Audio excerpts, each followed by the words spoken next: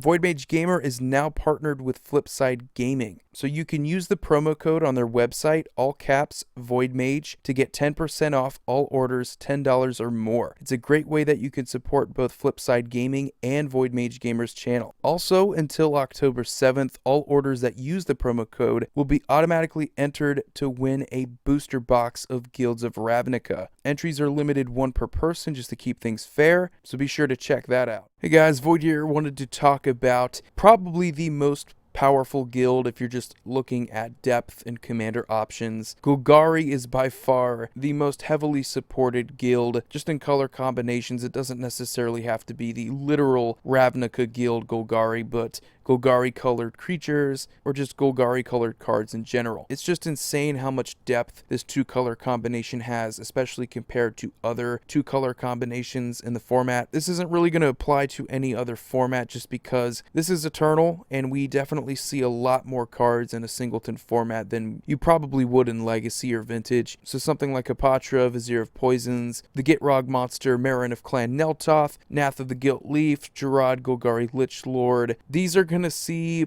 primarily almost all of their play in Commander, and decks are going to be built around them specifically. Even some of the more janky options that you would think are just not that good are still pretty powerful. If we look at something like Slimefoot the Stowaway, according to EDH Rec, there's not that many decks compared to Marin or the Gitrog Monster, but still, in my opinion, I think you have an engine right there with something like Ashnod's Altar, Parallel Lives. You can pretty much just go infinite, kill everybody off. Savra, Queen of the Golgari, is one of my personal favorite budget options. Doesn't really see a lot of hate, so if you want to go kind of low-key Golgari, Aristocrats, something that isn't Marin but kind of plays like Marin, I think Savra's really good for that. And another pretty underrated option in Mazarek Krell Death Priest, which is kind of like an Archangel of Thune but for sack triggers, and it's everyone's sack triggers, it's not just yours, so all of your creatures can get massive off of something like a Death Cloud. Skullbriar the Walking Grave, another very underrated commander option, plays a lot differently than a lot of the other ones though, because it's kind of just Voltron. You want to get a bunch of +1/+1 counters on it. Doesn't really matter where it goes, it remains. Glissa also very unique. If you want to go Voltron, you can do that, especially with equipment synergies, artifact synergies in general. Just hilarious. And Nath of the Gilt Leaf makes one of the best stacks commanders because you just have a way to profit off of your opponent's discarding cards. So if you have something like a Sadistic Hypnotist or anything that can force each opponent to discard a card, you're just going to get an elf in return. Just a very powerful engine with the entire purpose of minimizing your opponent's resources while amplifying your own. I could just keep talking about the power of this two color combo and not even mention Marin, which is by far the most popular with over 3,000 decks. That's just crazy. I mean, a lot of the other two color combinations just don't really see that much play. You just don't really see that many diverse options. To me personally, when it comes to diversity and options, I would probably go with Rakdos. It's really the only other guild where you see different styles to the degree that you would with Golgari, but even then the decks aren't nearly as popular. I just don't know what it is, but green-black as a two color combination is just insanely powerful in the commander format because you have this perfect combination of ramp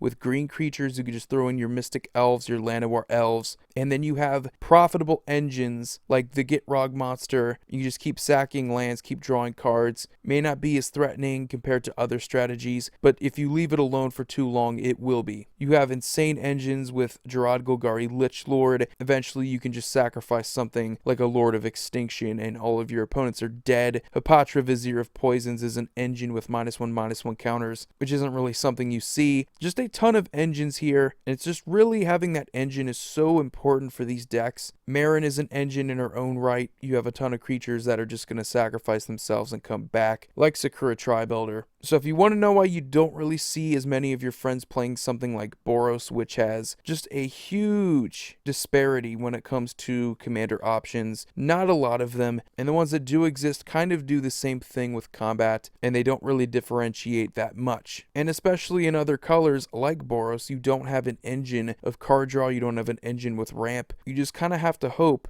that your opponents have something that is extremely intimidating that you get overlooked, which even if you are targeted with Golgari, your chances of stabilizing and recovering in those colors are better than really any other color, I would say. Let's say you need to get back some ramp. Well, green is pretty good at doing that. You also have ways of getting back cards with black. You have ways of getting back cards with green.